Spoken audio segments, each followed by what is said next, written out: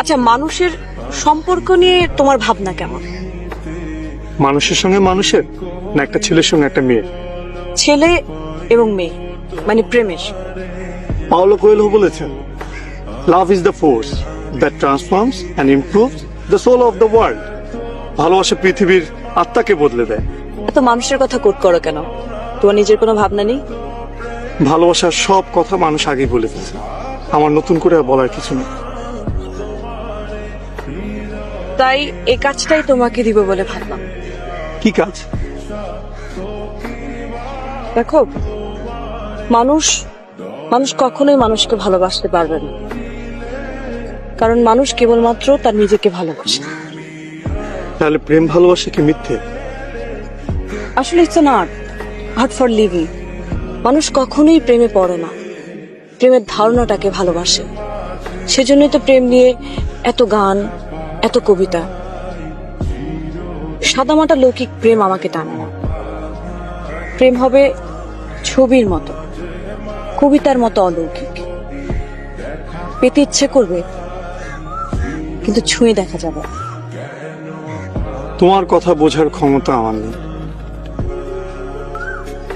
তুমি সবসময় বলো না, একটা গান শোনাই পেন্টার, আপনি খুব সুন্দর। কথাগুলো খুব সাধারণ, কিন্তু আমার ভালো লাগে। তোমার প্রকাশভঙ্গির কারণেই ভালো লাগে।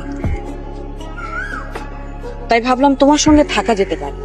আমার ভয় করছে। সবসময় এত গান শোনাতে চাও, সুন্দর সুন্দর বলো, তখন ভয় করে না? তখন তো ব্যাপারটা ছিল অনিশ্চিত, আবিষ্কারের উত্তেজনা ছিল। ব্যাপারটা এখনো অনিশ্চিত।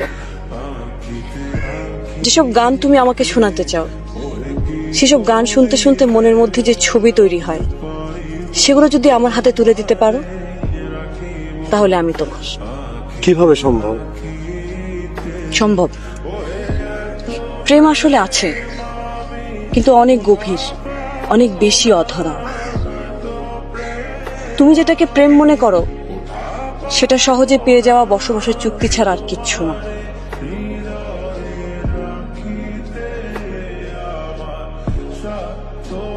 বিতস্তা, আমি কি তোমাকে ভালোবাসি বলতে পারি? বলতে ইচ্ছে করলে বলো। তোমার সাথে কি আমার প্রেম? তোমার ভাবতে ভালো লাগলে ভাবো। আমার চাই গানের ছবি। আবার দেখা হবে? হবে তো। মাঝে মাঝে তব দেখা পাই চিরদিন, কেন